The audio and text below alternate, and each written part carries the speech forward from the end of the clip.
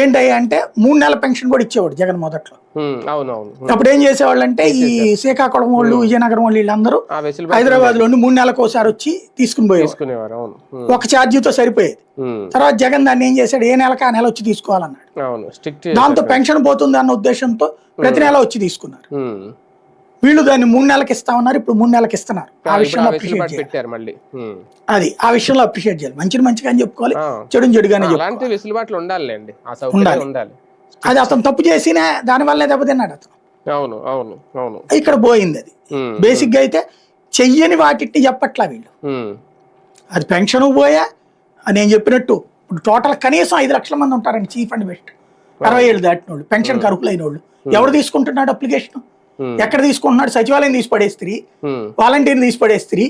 ఎవరికెళ్ళి ఇచ్చుకోవాలి వీళ్ళు పెన్షన్ కోసం? లేదు, కొత్తగా ఇస్తామన్నటువంటి మాట లేదు. రెండవది ఇవి పక్కన పెట్టేశారు. ఎప్పుడు ఇస్తారో మళ్ళీ చెప్పట్ల అన్నదాత సుఖీభావ. లోకేష్ కాబట్టి అక్కడ గట్టిగా పట్టుపట్టి ఆ డబ్బులు ఇప్పించుకున్నాడు. లేకపోతే దాన్ని కూడా ముందు డేటు దాన్ని కూడా డేటు జూలై 5కి అన్నారు కదా అని మళ్ళీ వెనక్కి తీసుకొచ్చి లోకేష్ ఇప్పించుకున్నాడు.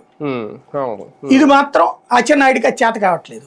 కానీ ఎవడమైతే ఇచ్చారు కానీ ఆ ఒక్క సంక్షేమం పథకంతో వీళ్ళు అనుకున్నంత భారీ మైలేజ్ వచ్చి ఉంటుందా టీడీపీకి? ఇప్పుడు